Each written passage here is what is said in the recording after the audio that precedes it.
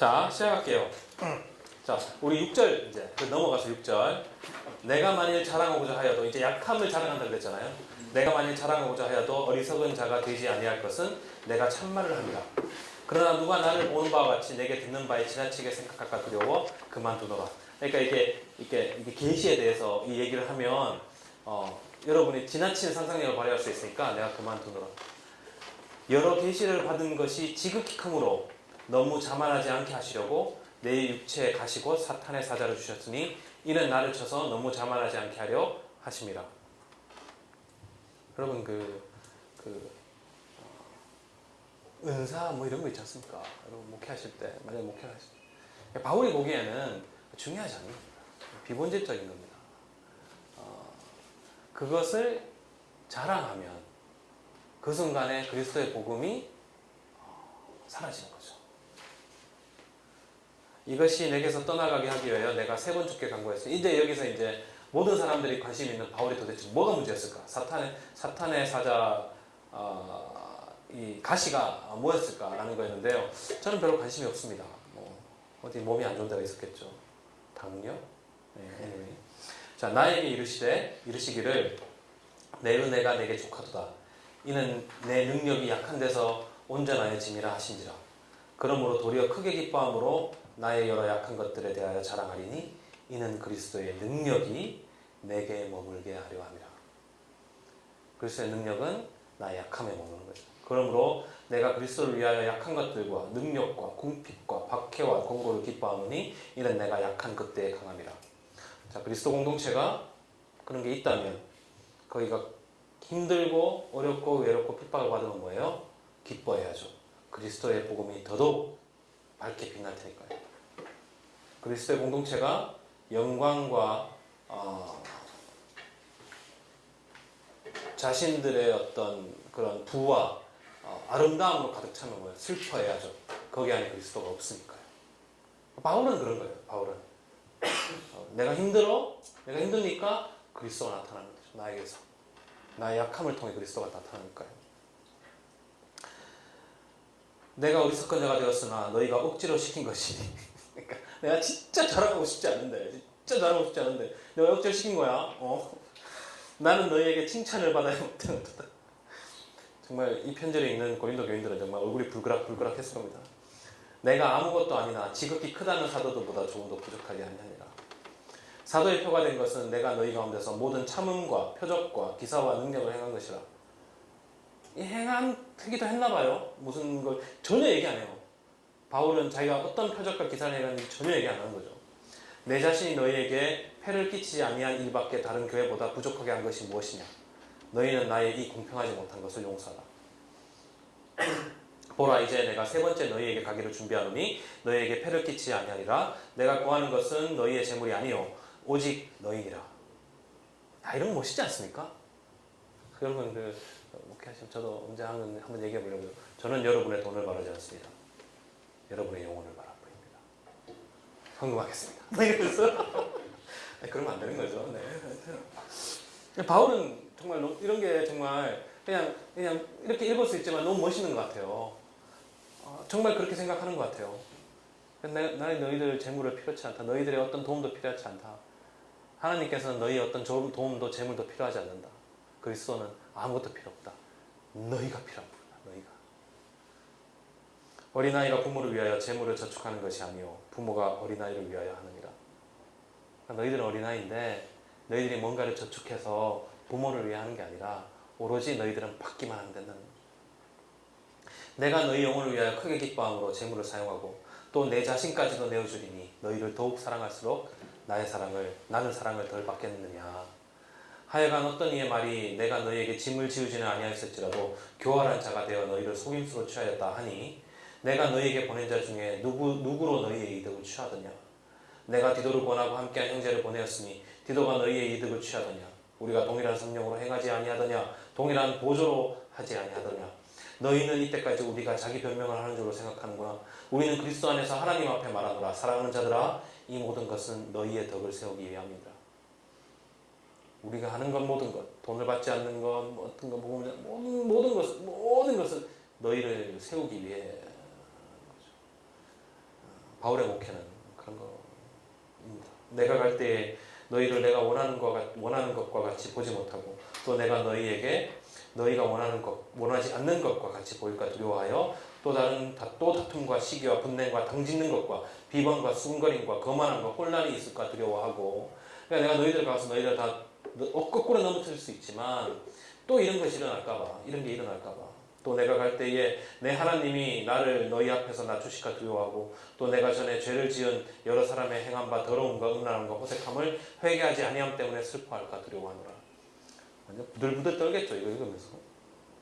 내가 이제 세 번째 너에게 가리니 두세 증인의 입으로 말마다 확정하리라. 내가 이미 말하였거니와 지금 떠나 있으나 두 번째 대면했을 때와 같이 언제 왔는지 몰라요. 근데 두 번을 갔던 거예요. 해결이 안 된 거죠. 전에 죄 지은 자들과 그 남은 모든 사람에게 미리 말하노니 내가 다시 가면 용서하지 아니하리라. 이는 그리스도께서 내 안에서 말씀하시는 증거를 너희가 구함이니 그는 너희에게 대하여 약하지 않고 도리어 너희 안에서 강하시느니라. 그리스도께서 약하심으로 십자가에 못 박히셨으나 하나님의 능력으로 살아계시니 우리도 그 안에서 약하나 너희에게 대하여 하나님의 능력으로 그와 함께 살리라. 너희는 믿음 안에 있는가? 너희 자신을 시험하고 너희 자신을 확정하라. 예수 그리스도께서 너희 안에 계신 줄을 너희가 스스로 알지 못하느냐? 그렇지 않으면 너희는 버림받은 자니라. 믿음이 뭡니까? 그리스도의 약함이 내 안에 있는가를 확증하는 게 그리스도가 나의 구주심을 고백하는 게 믿음이 아니라고 하면 좀 심하지만 나의 믿음은 그리스도의 십자가의 약함이 내 안에 있는 것을 확증하는 게 믿음입니다. 확증이라는 뜻은 눈에 보여야 하고 손으로 만져져야 하고 마음으로 느껴져야 되는 것이죠. 그러니까 그 믿음은 제가 바꿔서 충성이라고 표현하는 것이 더 좋다고 생각하는 겁니다. 그리스도를 따르는 충성, 그리스도를 따르는 나의 약속, 그게 믿음이죠. 그게 없으면 뭐예요? 버림받은 사람이죠. 우리가 버림받은 자 되지 아니한 것을 너희가 알기를 내가 바라고 우리는 약함이 있기 때문에 그 안에서 강하기 때문에 우리가 하나님께서 너희로 악을 조금도 행하지 않게 하시기를 구하노니 이는 우리가 옳은 자임을 나타내고자 함이 아니라 오직 우리는 버림받은 자 같을지라도 너희들 눈에 보기에는 너희는 선을 행하게 하고자 합니다. 구원하고 싶다는 말이죠. 우리는 진리를 거슬러 아무것도 할 수 없고 오직 진리를 위할 뿐이니 우리가 약할 때에 너희가 강한 것을 기뻐하고 또 이것을 위하여 구하니 곧 너희가 온전하게 되는 것이라. 그러므로 내가 떠나 있을 때에 이렇게 쓰는 것은 대면할 때에 주께서 너희를 넘어뜨리지 아니하고 세우려 하여 내게 주신 그 고난을 따라 엄하지 않게 하려 함이라. 마지막으로 만원의 형제들아 기뻐하라. 온전하게 되며 위로를 받으며 마음을 같이하며 평안할지어다. 또 사랑과 평강의 하나님이 너희와 함께 계시리라. 거룩하게 입맞춤으로 서로 문안하라. 모든 성도가 너희에게 문안하느니라. 주 예수 그리스도의 은혜와 하느님의 사랑과 성령의 교통하심이 너희 무리와 함께 있을지어다. 자, 여기서 하나님의 성령의 그리스도의 은혜. 삼일체는 아닙니다만 삼일체론자들이 좋아하는 표현이 나오긴 했죠. 놀랍게도 여러분 바울의 가장 격정적인 눈물의 편지조차도 우리가 읽은 바울의 어떠한 복음의 양태를 나타내는 공동체의 그 중심을 벗어나지 않습니다. 그러니까 바울의 생각의 방식이 여기 있는 거죠. 바울의 생각의 방식이 여기 있고 그가 복음을 생각하는 방식 자체가 그의 삶과 목회와 그 신학 안에 동일되게 나타나고 있는 것이 참으로 의미가 있죠. 자, 이제 우리 첫 번째 편지 보겠습니다. 첫 번째 편지에서 중요한 부분이 좀 있습니다. 항상 우리를 그리스도 안에서 이기게 하시고 우리로 말미암아 각처에서 그리스도를 아는 냄새를 나타내시는 하나님께 감사하노라. 우리는 구원받은 자들에게나 망하는 자들에게나 하나님 앞에서 그리스도의 향기. 이 사람에게는 사망으로부터 사망에 이르는 냄새요, 저 사람에게는 생명으로부터 생명에 이르는 냄새라. 누가 이 일을 감당하리요? 우리는 수많은 사람들처럼 하나님의 말씀을 혼잡하게 하지 아니하고 곧 순전함으로 하나님께 받은 것 같이 하나님 앞에서와 그리스도 안에서 말하노라. 그리스도를 아는 냄새가 뭘까요?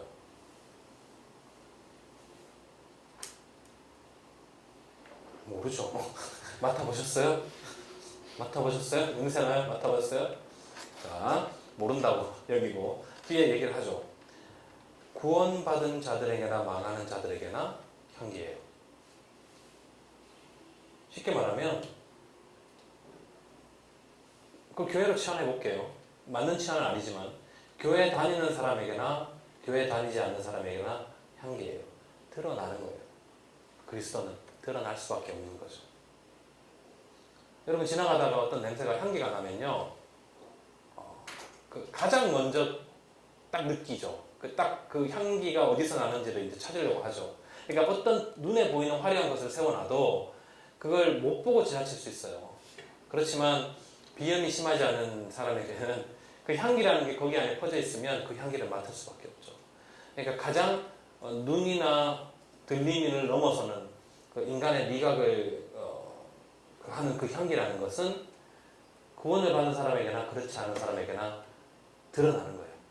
근데 그 드러나는 것이 뭔가 하면 구원을 받지 못하는 사람들, 이 사람에게는 사망으로부터 사망에 이르는 냄새요. 너희들은 사망으로부터 사망으로 가고 있다는 걸 가르쳐주는 향기고 냄새고, 어떤 사람에게는 생명으로부터 생명에 이르는 냄새죠. 바울이 꿈꾸는, 바울이 만들고자 하는 공동체를 이룰 수 있으면 분명히 이 세상 사람들은 그것을 느낄 수밖에 없어요. 왜냐하면 이 세상의 방법과는 완전히 다르다는 것을 알 수밖에 없기 때문이죠. 그리고 그것은 그들에게 사망의 향기가 되는 겁니다. 왜냐하면 바울이 말하는 것처럼 우리가 고통받고 고난받고 약함이 그리스도 안에 넘치면 넘칠수록 뭐예요? 그 향기는 더 강해지고 더 퍼지고 그들의 사망은 점점 더 가까워오는 거죠. 더 명확해지는 거죠. 그러니까 약한 게 강한 겁니다. 바울에게는. 우리가 다시 자천하기를 시작하겠느냐? 우리가 어찌 어떤 사람처럼 추천서를 너희에게 붙이거나 혹은 너희에게 받거나 할 필요가 있느냐? 이게 추천서에 대한 내용이에요. 너희는 우리의 편지라 우리 마음에 섰고 무사람이 알고 있는 바라. 바울은 언제나 그러죠. 나의 믿음의 증거는 너희들, 우리의 추천서는 너희들. 너희는 우리로 말미암아 나타난 그리스도의 편지니 이는 먹으로 쓴 것이 아니요 오직 살아계신 하나님의 영으로 쓴 것이며 또 돌판에 쓴 것이 아니요 오직 육의 마음판에 쓴 것이라. 제가 여기에는 굉장히 유명한 연구 자료들이 많아요. 마음판, 돌판, 이게 구약 성서에 나오는 이야기고, 신비가 신비 마음판이죠. 그 율법의 내용과 뭐 이런 여러 가지 어떤 그런 복잡한 연구들이 많은데 굳이 복잡하게 읽지 않아도 될 것 같아요. 그러니까 지금 향기로 시작했고, 그리고 너희들은 바울이 언제나 생각하지만 너희들이 나의 믿음의 증거고 나의 편지고 증거죠. 우리 그렇게 한번 그냥 쭉 읽어봅시다. 우리가 그리스도로 말미암아 하나님을 향하여 이같이 확신이 있으니 우리가 무슨 일이든지 우리에게서 난 것 같이 스스로 만족할 것이 아니니 우리의 만족은 오직 하나님으로부터 나느니라. 스스로 만족하면 하여튼 현실의 목회에 대한 비판은 그만하도록 하겠습니다. 네. 만족은 오로지 하나님으로부터 나는 거죠. 그가 또한 우리를 새 언약의 일꾼 되기에 만족하게 하셨으니 율법 조문으로 하지 아니하고 오직 영으로 함이니 율법 조문은 죽이는 것이요 영은 살리는 것이다. 돌에 써서 새긴 죽게 하는 율법 조문의 직분도 영광이 있어 이스라엘 자손들은 모세의 얼굴에 없어질 영광 때문에도 그 얼굴을 주목하지 못하였거든. 하물며 영의 직분은 더욱 영광이 있지 않겠느냐. 정죄의 직분도 영광이 있음즉 의의 직분은 영광이 더욱 넘치리라. 영광이 되었던 것이 더 큰 영광으로 말미암아 이에 영광될 것이 없으나 없어질 것도 영광으로 말미암은즉 길이 있는 것은 더욱 영광 가운데 있느니라. 그러니까 이게 보통 반율법적 뭐 어쩌고저쩌고 그런 발표는 제가 보기에는 직분에 대한 문제예요. 모든 직분에는 영광이 있어요. 그죠? 근데 그 육의 직분에도 영광이 있고 영의 직분에도 영광이 있고 가장 영의 직분이라는 것이 가장 큰 영광이 있는 거죠. 그리스도의 영광이. 근데 영광이라는 것이 빛인데 이걸 어떻게 이해하면 좋을까 고민을 많이 해보는데 그 영광에 대한 그 의미 중에 그래비티라는 의미가 있어요. 그래비티가 중력이거든요. 그래서 이게 중력이라는 게 이게 양이 있잖아요. 이게 그 끌어당기는 강력한 힘이 있는 것이 있고 끌어당기는 힘이 더 약한 것이 있고. 그래서 이제 육의 영광, 뭐 영의 영광이라는 것이 영의 영광은 훨씬 더 강력한 어떤 그래비티인 거죠. 그 우리가 보통 한문으로 영광이라는 게 영광스러운 빛이잖아요. 그런 뜻하고 같이 이해하시면 될 것 같아요. 이게 이제 단순히 영광이라는 게 딱 드러날 때는 그게 뭐 눈빛인 빛이기도 하지만 그것이 분명히 효과와 효력을 발휘하는 것이죠. 12절 우리가 이 같은 소망이 있으므로 담대히 말하노니 우리는 모세가 이스라엘 자손들에게 장차 없으실 것에 결국을 주목하지 못하게 하려고 수건을 그 얼굴에 쓴 것 같이 아니하노라. 그러니까 옛날에는 그 모세 시대의 율법의 영광과 지금의 영광이 다른 거죠. 근데 그때 영광도 이렇게 빛났고 수건까지 써야 됐었을 정도였다는 거죠. 그러나 그들의 마음이 완고하여 오늘까지도 구약을 읽을 때 그 수건이 벗겨지지 아니하고 있으니 영광을 모른다는 거죠. 그 수건은 그리스도 안에서 없어질 것이라. 오늘까지 모세의 글을 읽을 때에 그 수건이 마음에 덮었도다. 그러나 언제든지 주께로 돌아가면 그 수건이 벗겨지리라. 주는 영이시니 주의 영이 계신 곳에는 자유가 있느니라. 우리가 다 수건을 벗은 얼굴로 거울을 보는 것 같이 주의 영광을 보매 그와 같은 형상으로 변화하여 영광에서 영광에 이르니 곧 주의 영으로 말미암으리라. 지금 바울이 추천서 얘기를 하다가 이제 직분의 영광을 얘기하면서 그 자기들의 직분에 대해서 얘기를 하고 있는 거예요. 우리들의 직분이라는 것이 사도의 직분, 나의 직분이라는 것이 옛날의 그 율법의 영광이 아니라 그리스도의 영광을 이제 드러내는 것이라는 거죠.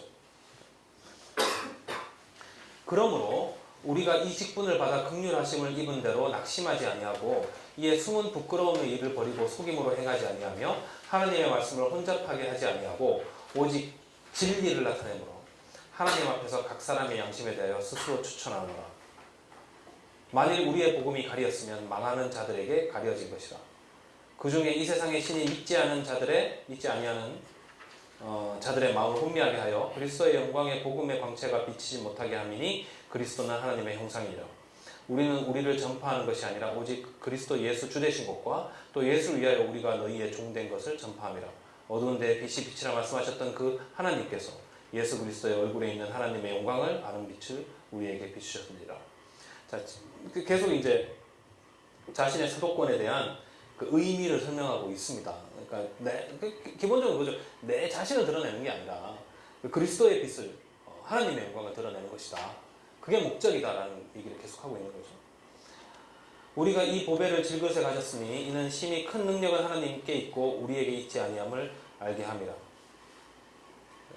우리는 그릇이니까 거기에 담긴 능력이 우리 게 아니고 하나님 거죠. 우리는 그릇일 뿐이죠. 우리가 사방으로 오개쌈을 당하여도 쌓이지 아니하며 답답한 일을 당하여도 낙심하지 아니하며 박해를 받아도 버림받지 아니하며 거꾸로 트림을 당하여도 망하지 아니하고 우리가 항상 예수의 죽음을 몸에 짊어지면 예수의 생명이 또한 우리 몸에 나타나게 하려 함이라. 우리 살아있는 자가 항상 예수를 위하여 죽음에 넘겨지면 예수의 생명이 또한 우리 죽을 육체에 나타나게 하려 합니다. 자, 이제 10절부터 바울의 죽음론이 이제 시작되는데요. 좀 집중을 해서 이제 마지막 시간 끝날 때까지 좀 이제 집중해서 우리가 이걸 좀 볼 겁니다. 보세요. 그러니까 우리가 예수의 죽음을 몸에 짊어졌다는 걸 이해가시죠? 그죠? 예수의 십자가의 죽음을 우리가 간직하고 있는 거예요. 왜냐하면 예수의 부활의 생명이 우리 안에 드러나기 위해서는 그의 죽음도 우리가 함께 간직해야 되는 겁니다. 그러니까 우리가 예수를 위하여 죽음에 넘겨지게 되는 거예요. 순교를 당하는 이유는 예수의 죽음을 우리 안에 품었기 때문에 그리고 그 안에 생명이 있는 거죠. 그러니까 순교를 당하는 것은 당연한 거예요. 여기에서는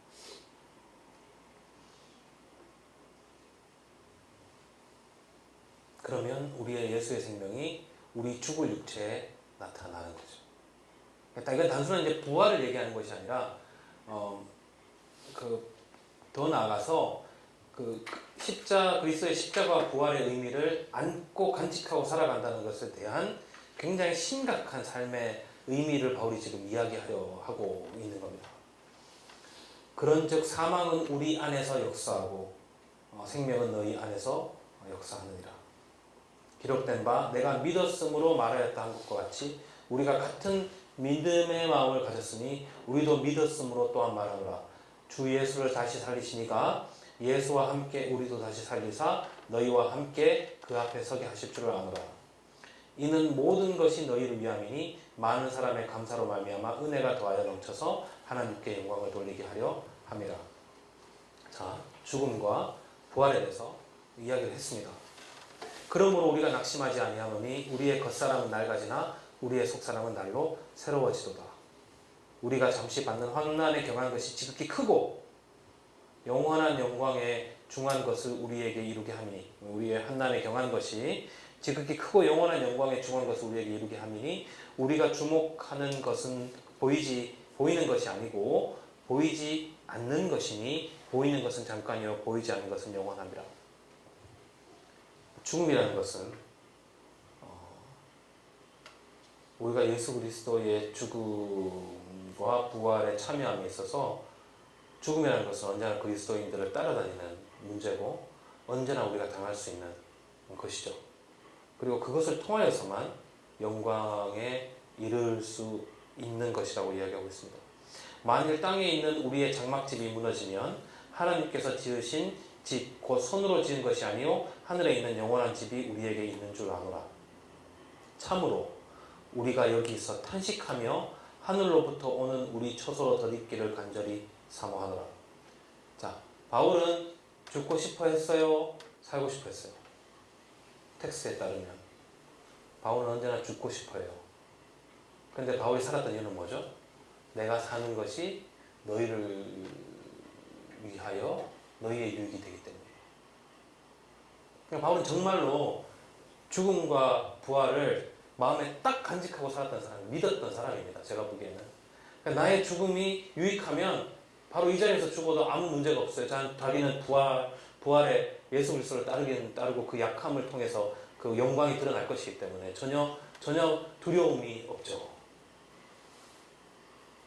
그런 의미에서 옛날에 이제 조금 보수적인 분들, 그 죽는 거 두려워하지 않는 분들은 그 비슷한 의미 맥락에서 이해할 수 있겠죠. 그렇지만 바울이 지금 이야기하고 있는 것은 그리스도의 삶이라는 것이 기본적으로 그때가 순교의 삶이었다는 것이 문제가 아니라 그리스도인의 양태 자체가 죽음을 안고 사는 삶이라는 것을 인식해야 된다는 겁니다. 디트리히 보네퍼가 얘기한 것처럼 값싼 은총에 의지해서 사는 게 아니라 제자도의 삶을 살아가는 거죠. 그리스도의 죽음을 안고 사는 거예요. 그리스도의 죽음을 안고 사는 거죠. 그리스도를 안고 사는 것은 그리스도가 당한 그 폭력과 그 세상의 폭력과 그 율법의 저주를 내가 온몸으로 저항하면서 그 죽음에 참여하는 것을 나타내는 겁니다. 그것 없이는 예수의 영광이 드러나지 않는 거예요. 그러한 약함과 저항 없이는 그리스도와 죽음에 참여 없이는 그리스도의 영광이 우리의 삶에 드러나지 않는 겁니다. 똑같은 말 계속하는 것 같지만 바울도 똑같은 말 계속하는 거죠. 참으로 2절 참으로 우리가 여기서 탄식하며 하늘로부터는 우리 처소 덧입기를 간절히 사모하노라. 3절 이렇게 입음은 우리가 벗하는 자들로 이렇게 입음은 우리가 벗은 자들로 발견되지 않으려 함이라. 참으로 이 장막에 있는 우리가 짐진 것 같이 탄식하는 것은 벗고자 함이 아니요 오히려 덧입고자 함이니 죽을 것이 생명에 삼킨 바 되게 하려 함이라. 그죠? 죽는데 우리가 죽는 이유는 생명이 그것을 덮기 때문이죠. 곧 이것을 우리에게 이루게 하시고 보증으로 성령을 우리에게 주시는 하나님이시라. 그러니까 이걸 보증하는 건 성령, 우리 안에 하나님의 생명.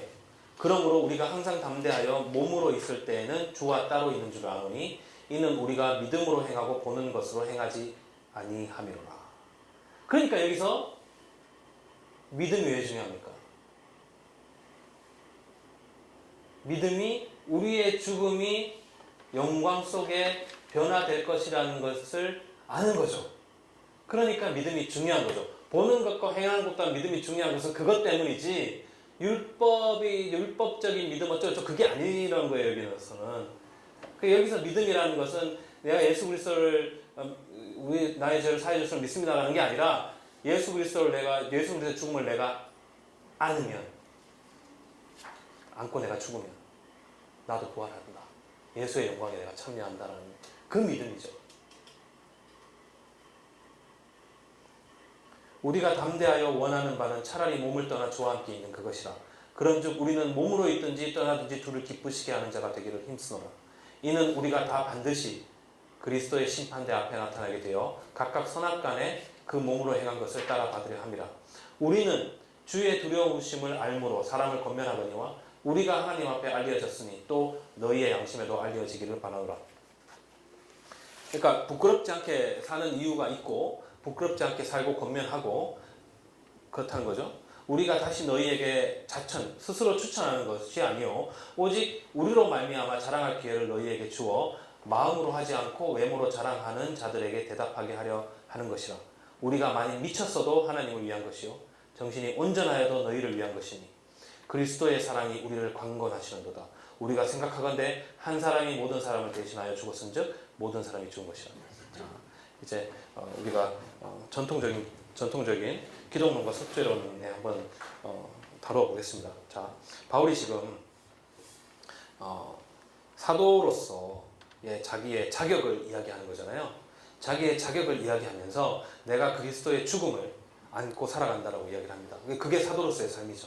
그리스도를 나타내는 것, 본이 되는 것, 사도로서의 삶인데 여기서 이 죽음이라는 것을 조금 더 들어가서 바울이 그가 생각하는 어떤 복음의 어떤 그림자를 보여주는데요. 그리스도의 사랑이 우리를 이제 그 지배하고 우리 안에 살아계신데 그 이유는 뭔가 하면 그리스도가 모든 사람을 대신하여 죽었다고요. 자, 그리스도가 죽은 것은 그리스도의 죽음은 모든 사람을 대신해서 죽은 겁니다. 사람을 대신하여 죽은 거죠. 자, 보세요. 이렇게 되면 그냥 우리가 들었던 얘기하고 별로 다를 게 없죠. 그렇지, 그리스도가 왜 죽었지? 그렇기 때문에 뭐예요? 모든 사람들은 어떻게 됐어요? 죽은 거예요. 이게 다른 거예요. 바울의 생각이 그리스도의 그 죽음에 대한 이것이 단순한 신학적인 속죄론으로 가지 않아요. 바울은 그리스도가 모든 사람을 대신하여 죽었으니까 너희들은 죽은 거예요. 죽은 거예요. 우리는 죽은 거예요. 그냥 그리스도가 우리를 대신해 죽었으니까 우리가 산 거냐? 너희도 죽은 거예요. 그 이유가 뭐예요? 그가 모든 사람을 대신하여 죽으시면 15절 살아있는 자들로 하여금 다시는 누구를 위해 살지 않고 그들 자신을 위해서 살지 않고 오직 그들을 대신하여 죽었다가 다시 살아나신 이를 위하여 살게 하려 합니다. 그리스도가 죽었습니다. 모든 사람의 죽음을 대신해서 죽었어요. 그 이유는 이 모든 사람을 죽이기 위해 죽은 거예요. 너희들을 위해 스스로를 위해 살아가는 삶에 있어서 죽기 위하여. 그래서 이 죽음을 죽이고 이 사람들을 자신의 삶으로 끌어올 수 있기 위해서 죽은 거예요. 자, 내가 너희들의 죄를 사하여 줄게. 너희들 할렐루야다. 야, 진짜 내가 하나님의 아들이야. 짱이지? 나의 죽음은 모든 너희들의 죽음보다도 가볍기 때문에 퉁치는 거야. 죄를 퉁쳐줄게. 이제 할렐루야로 살아. 우리는 죄를 용서받았으니까 할렐루야로 삽시다. 이게 아니에요. 그리스도 난 죽었어. 왜냐하면 너희를 죽여버리기 위해서. 그리고 나를 위해서 살게 하기 위해서 죽은 거야. 나의 생명으로 초대하기 위해서. 자, 그게 어떤 의미인지 다시 좀 더 살펴봅시다. 그러므로 16절 우리가 이제부터는 어떤 사람도 육신을 따라 살지 아니하노라. 여기서 육신이 뭘 의미하는지는 마르고 딸도록 제가 몇 번이나 얘기했죠. 그죠? 육적인 공동체, 육신의 삶, 육신의 공동체, 세상의 공동체, 세상의 구조를 따라가고 블라블라블라블라. 비록 우리가 그리스도도 육신을 따라 알았으나 이제부터는 그같이 알지 않노라. 자, 죽음에 대한 문제니까 육신을 따라 우리가 알았지만 이제부터는 그같이 알지 않는 거죠. 그런즉 누구든지 그리스도 안에 있으면 새로운 피조물이죠. 육적인 공동체가 아니죠. 육적인 사람들이 아니죠. 죽었으니까. 이전 것은 지나갔죠. 옛날에 우리의 방법은 지나갔죠. 우리의 생활은 지나갔죠. 보라, 새 것이 됐죠. 그러면 모든 것이 하나님으로 났으며 그가 그리스도로 말미암아 우리를 자기와 화목하게 하시고. 자, 두 번째입니다. 두 번째 바울의 구원관이라면 그렇고, 전통적인 속죄로는 여기 하나님이 계신데 하나님이 화가 나셨어요. 무엇에 화가 나셨어요? 인간의 뭐예요? 죄에 화가 나셨어요. 그죠? 분노하신 하나님, 심판하셔야 돼요. 하나님 심판하셔야 돼요. 심판하지 않기 위해서 뭐가 필요해요? 희생이 필요해요. 예수의 죽음이 필요한 거예요. 전통적인 속죄는 안셀름 다 비슷한 얘기예요. 아벨라드만 좀 다르고 펠라기우스 좀 다르고 전통적인 속죄론입니다. 지우고요. 자, 이제부터 제가 얘기하는 것은 여러분이 뭐 동의하지 않으셔도 돼요. 여기 나와 있는 대로 제가 얘기해 볼게요. 조금 의미해서 바울이 이야기하는 건 누가 화가 났어요? 우리가 화가 났어요.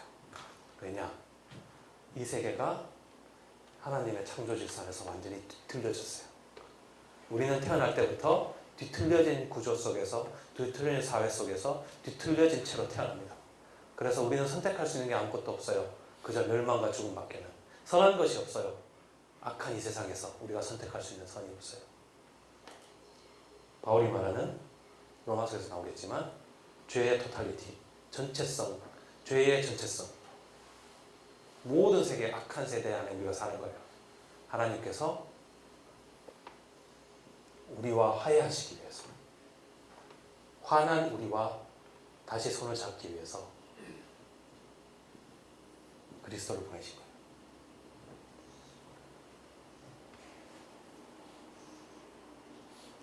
그리스도를, 십자가에 죽은 그리스도를 다시 살려내심으로써, 부활시킴으로써 부활의 생명을 만드시고 그 안에 화난 우리들이 참여할 수 있게 함으로써 그리스도의 평화와 사랑 안에, 선물 안에 참여할 수 있도록 하심으로 우리에게 손을 내민 거예요. 우리와 화목해 하고 싶다고, 우리를 사랑한다고, 우리의 손을 잡아주고 싶다고 그리스도를 통해 우리에게 말씀하신 것이죠. 그게 바울의 십자가 신앙입니다. 그렇기 때문에 그리스도가 우리를 위해 대신 죽은 거예요. 우리의 죄를 해결하기 위해, 하나님의 심판을 피하기 위해 죽은 것이 아니라 하나님께서 우리와 화목하게 하려고, 우리와 화해하려고, 화난 우리와 눈물 흘리며 슬피 울며 이를 갈고 있는 인간의 손을 잡아주기 위해서 그리스도와 함께 오신 거죠. 그리스도와 함께 죽고 함께 살 수 있는 새로운 길을 이야기해 주시기 위해서.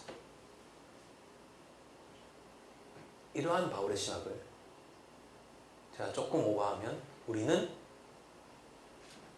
신은 화가 났고 인간의 방법으로 율법을 따라 구원받으려고 욕심에 가득 찬 인간에게 하나님이 심판이 아니라 조금의 구원의 가능성을 내어놓으신, 그저 믿으면 구원받는다라는 이상한 종교로 꺼놨죠.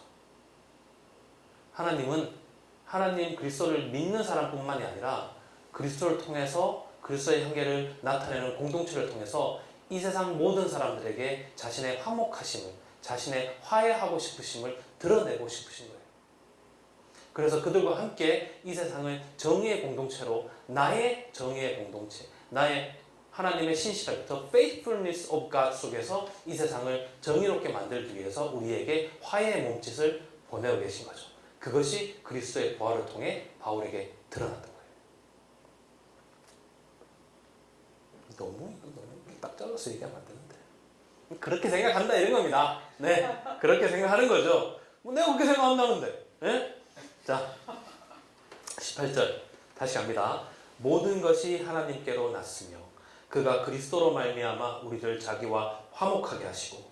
그죠? 이거는 어떻게 읽어도 이렇게 번역이 되는, 개역개정도 이렇게 번역했잖아요. 그리스도 말미암아 우리를 누구와? 나와 자기와 화목하게 하시고. 그죠? 또 우리에게 화목게 하는 직분을 주신 거예요. 자, 이제 나하고 화목하게 됐으니까 우리에게 세상과 하나님 사이를 연결하는 화목하게 하는 직분을 주셨죠.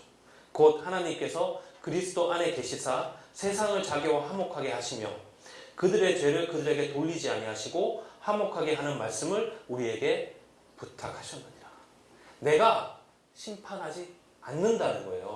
나는 너희들 그만 화를 내지 말라는 거예요. 너희의 죄를 누구에도 돌리지 않는 거예요. 그 죄의 시대는 끝난 거예요. 그것을 뭐예요? 우리에게 부탁하셨어요.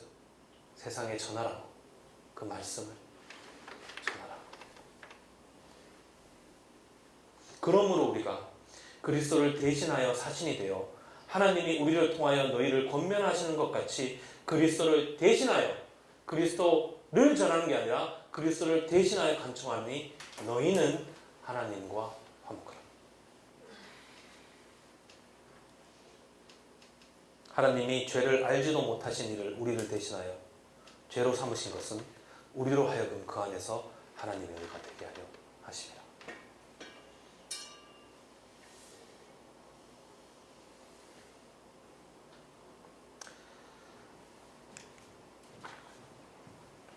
조금 여기서 한 번 더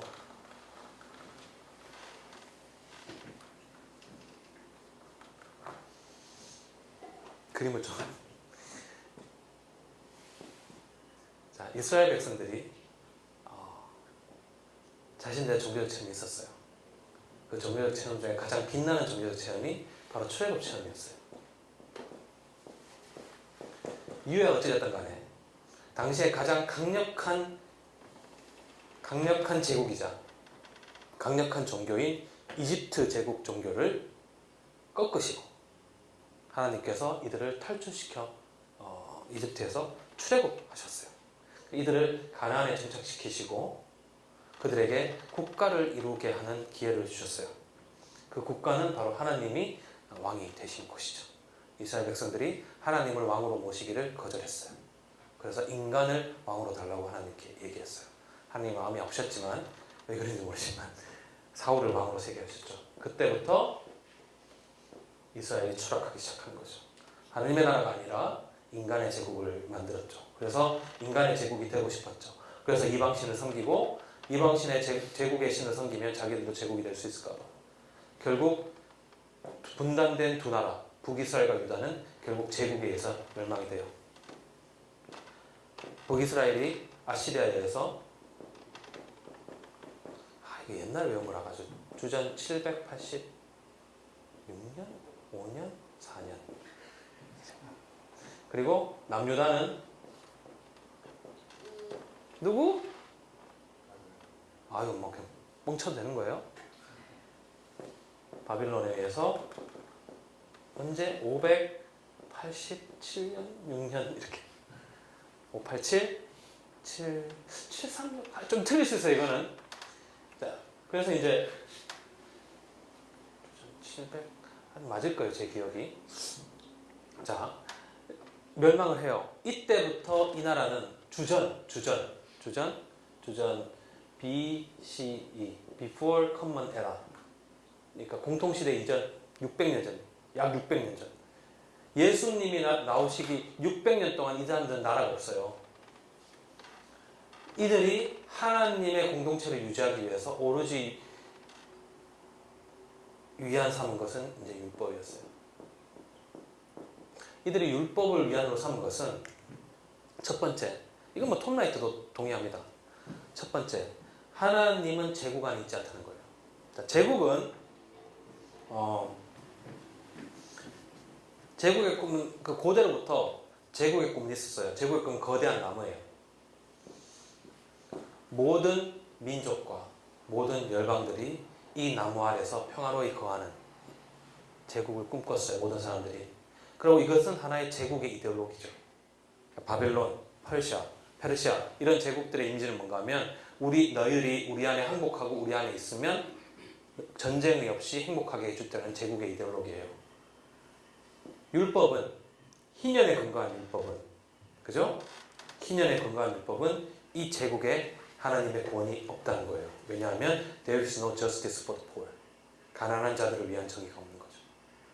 헐벗은 자들을 위한 정의가 없는 정치예요. 불쌍한 자들을 눈물을 닦아주는 하나님의 사랑이 없는 정치죠.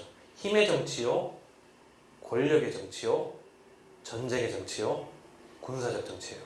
그래서 그들은 끝까지 거절해요. 유대인들은 이 제국에 들어가기를 끝까지 거절해요. 600년 동안. 그래서 그들은 율법을 통해서 커뮤니티를 만들었어요. 바울은 율법을 통해서 하나의 거대한 커뮤니티를 만들었어요. 제국 안에 존재하는 하나님의 백성들을 만들었죠. 이걸 한 사람들이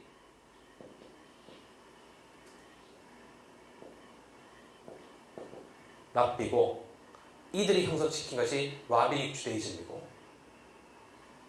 라비닉 주데이즘의 지도자인 한 명이 바울이었어요. 바울은 그리스도를 메시아로 말하는 사람을 싫어했어요. 왜냐하면 정치적 메시아는 언제나 실패해요. 제국의 폭력 아래 그도 죽었고 죽은 자를 또 모신다니 이 얼마나 기가 막힌 노릇입니까? 그 어떤 그 혁명의 세력이야말로 이러한 라비닉 주데이즘 공동체까지 완전히 깨부실 정치적 위험성이 있는 거예요. 그래서 바울은 그들을 핍박했죠. 이제부터는 이제 저의 일유라기보다는 이렇게 한 거, 자, 핍박하죠. 그런데 무엇 때문인지 모르지만 그 바울이 예수를 만났어요. 그래서 예수 안에서 바울이 생각한 것은 지금까지 얘기한 그거였어요. 그리스도의 약함 안에 하나님의 능력이 나타나고 그의 죽음 안에 부활이 나타나고, 그것은 지금의 있는 제국의 정치를 그야말로 혁명적으로 정하는 하나의 공동체적 비전을 바울이 가지게 된 거죠. 그 공동체는 정치와 종교 안에서 분리될 수 없는 종교적 공동체예요. 왜냐하면 그 공동체 안에 들어오면 기본적으로 제국의 정치와는 담을 쌓을 수밖에 없기 때문에, 그런데 거기에서 제국의 방식을 거부하는 혁명성을 지워버리고 그리스도를 믿음의 주체로 세움으로써 바울의 공동체는 이후에 종교가 돼요. 종교가 된 바울의 공동체는 그들이 가지고 있었던 의미와 목적을 잊어버렸죠. 하나님의 정의가 없어요. 하나님의 정의를 추구하지 않죠. 예수 그리스도에 나타난 약함의 정의를, 예수 그리스도에 나타난 하나님의 약함의 능력을 자랑하지 않죠. 그저 종교적 인스티튜션, 종교적 체제가 발생된 거죠. 이 세상과 버타며 전혀 새로운 것을 생산하지 못하는 종교가 됐죠. 이 모든 일들이 의도하든 의도하지 않았던 중세를 거치며 근대의 시대에 오면서 벌어지게 된 거예요. 그러면서 이런 바울 신학의 혁명성은 제일 먼저 반유대주의 안에 갇히고 종교개혁의 믿음으로부터 이신칭이라는 교리에 갇히고 그 이후에 자본주의가 이야기했던, 민주정치가 얘기했던 종교와 정치의 분리라는 거대한 이데올로기에 갇히죠.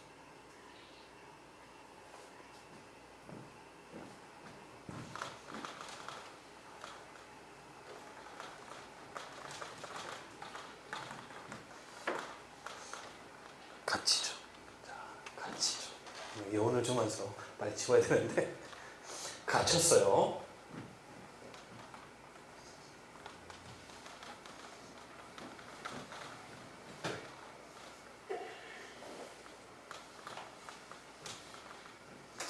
이게 언제 튀어오르느냐? 제일 먼저 바울을 비판하는 사람들이 나타나기 시작했어요.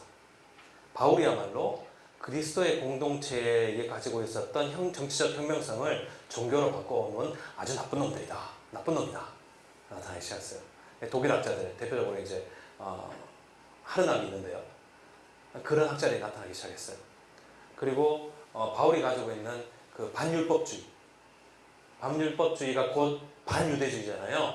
유대주의가 율법주의니까 바울은 율법을 반대했으니까 유대주의를 반대했다는 식의, 이런 식의 이야기들 속에 있는 이데올로기를 비판하기 시작했어요. 왜냐하면 600만이 죽었으니까. 2차 세대 때 이유아주니까. 그러면서 바울이 엄청나게 공격받는 시대가 오자 오히려 정말 바울이 그런 사람인가라고 읽어보는 사람들이 생겨나기 시작한 거죠. 바울이 정말 이런 사람이었나? 바울 텍스트가 정말 그런 텍스트인가? 그래서 그러한 잠이 잠에서 깨면서 제일 먼저 깨달아 한 것이 우리가 이때까지 읽었던 바울은 유명한 말이죠. 어거스틴의 바울이요 루터의 바울이었구나 라는 얘기가 나온 거예요. 그 이야기가 나온 것은 제가 생각하기에 역사적 예수 연구의 성과예요. 역사적 예수 연구가 복음서마저도 예수의 모습을 덧칠했고 그 복음서 밑에 있는 어떤 역사적 인물에 대한 고민을 할 때에 예수와 30년밖에 차이 나지 않는 이 바리새파의 역사적 한 인물이 어쩜 이렇게 역사적 예수가 가지고 있는 모습과 완전히 다른 사람이나 다른 어떤 그런 것을 이야기할 수 있었을까라는 의문을 하게 된 거죠. 그러면서 읽어보니까 아닌 거예요. 그러한 글이 아니었던 거예요. 바울 서신이. 바울의 로마서 몇 장 몇 절 갈라디아서 2장 4절 이런 것만 끼워 맞춰가지고 논문을 써가지고 이신칭의를 얘기하기에는 바울의 서신이 너무너무 긴 거죠. 그러면서 사람들이 깨달기 시작한 것이 복음서에 없는 게 바울한테 있다는 걸 알게 된 거죠. 복음서에 뭐가 없는가 하면요, 여러분, 교회론이 없어요. 복음서에는 교회론이 없습니다. 복음서는 그야말로 뭐예요? 하나님께서 그리스도지 할렐루야, 하나님께서 있는 할렐루야 땅 이러면 어쩌라고? 할렐루야, 마가복음에 부활하였습니다. 그리스도께. 여러분 그 부활절에 약간 허무한 거 못 느끼세요? 저는 나름 열심히 있는 신자라서 막 이렇게 사순절 지나면서 이제 곧 사순절 지나가는데 할렐루야 주여. 그래서 막 마지막에 그거 있잖아요. 할렐루야, 예수께서 부활하셨습니다. 부활하셨다. 할렐루야, 할렐루야. 어쩌라고? 어떻게 살아야 될지가 없는 거예요. 요한복음에 조금 나와요. 뭐 그 포도나무 비유 이런 거 좀 나오고, 그리고 보혜사 성령을 보여줄 테니까 뭐 이렇게 해가지고. 그러니까 교회에서 어떻게 돼요? 성령 받으라, 성령 받으라. 뭐 성령 받으면 다 가르쳐 준다는 듯이. 어떻게 할 줄 모르잖아요. 그러니까 어떻게 되는 거예요? 교회 목회가 어떻게 돼요? 목회가 구원을 받은 것 같은데 그 다음부터 어떻게 해야 될지 모르는 사람에게 삶의 지침을 가르쳐 주는 게 목회가 된 거예요. 자, 이제 주일 성수 열심히 하고 11조 열심히 내고. 그러니까 그 목사님들이 나쁜 게 아니라니까요. 없으니까 어떻게 살아야 될지는 얘기가 없잖아요. 그러니까 하고 이렇게 하고 이렇게 하고 이렇게 수요예배 열심히 드리고 자 집사님 되고 그 다음 권사님 되고 할렐루야로 이렇게 해가지고 목회라는 것이 어떻게 살아야 될지 모르는 이른바 구원받았다고 생각하는 사람들의 삶의 지침을 이야기하는 게 됐죠. 그러면서 어떠한 예수 정신이라는 걸 얘기하는 사람들은 펀더멘탈하게 아주 급진적으로 교회와 멀어지기 시작했어요. 그래가지고 그냥 민중운동으로 가고 민중신학으로 가기 시작했죠. 뭐가 없어요? 공동체가 없었던 거예요. 교회가 없었던 거예요. 그런데 바울에게서 이신칭의를 모든 바울의 서신을 마치 믿음으로 구원받고 율법으로 구원받지 않는다라는 것을 설명하기 위한 것으로 보다가 그것을 벗어나니까 바울 서신에 가득 찬 게 뭔가 하면 어떻게 그리스도 공동체가 살아야 할 것이라는 것으로 가득 차 있는 걸 깨닫게 된 거죠. 교회론이 거기 있었어요. 문제는 뭔가 하면 그 교회론은 지금 교회가 받아들이기에는 너무나 급진적인 거죠.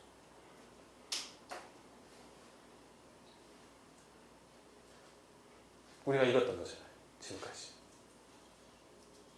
그런 사람들이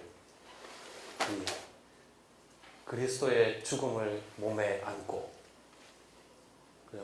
그 부활의 씨앗이 되기 위하여 자기의 생명도 아낌없이 내어주고 그리스도의 향기를 전함에 있어서 사망에 이르는 사람들에는 사망의 향기가 되고 생명에 이르는 사람은 생명의 향기가 되게 하는 그 향기를 이룰 수 있는 그 사람들, 그 공동체,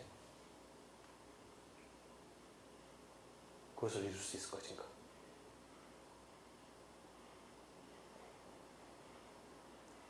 그러면서 바울 서신은 다시금 그러한 깨달음은 단순히 바울 서신을 정치적으로 읽는 폴리티컬 리딩이라는 말로 치부되고 단순히 민중신학이나 좀 진보적인 사람들이 읽는 하나의 텍스트로 치부되고 여전히 바울 공동체는, 교회라는 공동체는 그리스도의 오심을 기다리는,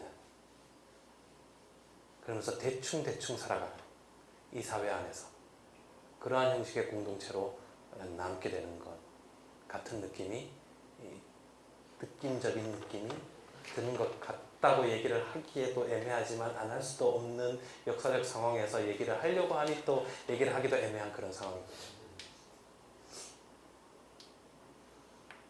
놀라운 거예요. 저는 어떻게 이 서신이 살아남았나. 이토록 급진적이고 이토록 아름다운 사람들의 기록이, 이토록 끝없이 그 불굴의 의지로 그리스도의 길을 따르기로 했던 이 사람들의 기록이 단순히 어떤 의지와 자신의 신념이 아니라 그리스도의 십자가와 삶을 온전히 녹여내려 했던 그런 교회 공동체의 기록이 성경 안에 있다니. 이제 오늘 고린도후서를 마지막으로 바울이 자신의 공동체에 쓴 서신은 이제 끝나요. 이제 로마서는 바울이 자기도 모르는 사람들한테 쓴 거기 때문에 굉장히 바울이 이제 좀 조심하고 이런 레토릭들이 있지만 이제 로마서에 들어가면 결국에는 과연 그렇다면 하나님의 정의는 과연 무엇일까? 그러니까 영어로 이제 이신칭의가 그래요. Justification by faith잖아요. 그러니까 믿음으로 뭐예요? Justification 뭐라고 해요? 칭의라고 하죠. 의를 어떻게 해요? 의롭다 칭함을 받는다 그러잖아요. 완전 황 거짓말이죠. Justified가 무슨 뜻이에요? Justice가 정의고 Justified 되면 되는 거죠. 어떻게 되는 거예요? 정의롭게 되는 거잖아요. 정의를 힘입는 게 아니라 내가 정의롭게 되는 거예요. 하나님의 정의가 되는 거예요. 그 공동체는, 바울의 공동체는 하나님의 정의의 공동체가 되는 거예요. 단순히 겉속은 악하고 여전히 후패하고 더럽고 치사한데 겉으로만 이렇게 가지고 저 의인인 척 이렇게 가지고 구원받는 게 아니라고요. 지금 얘기했잖아요. 바울이 고린도에서 계속 얘기하잖아요. 그리스도를 전하는 자예요. 그리스도를 전하는, 그리스도의 죽음을 간직하는 사람. 하나님의 정의가 드러난 거예요. 그럼 하나님의 정의가 뭘까요? 거기에서 드러난 하나님의 정의가 무엇일까요? 믿음이 아니라 하나님의 정의가 다음 시간에 하겠습니다. 이제 드디어 이제 바울의 정의론, 하나님의 정의가 무엇이고 어떻게 하나님의 정의가 이 사회 안에 교회를 통해서 드러나는가에 대해서는 다음 시간부터 하겠습니다. 수고하셨습니다. 고맙습니다.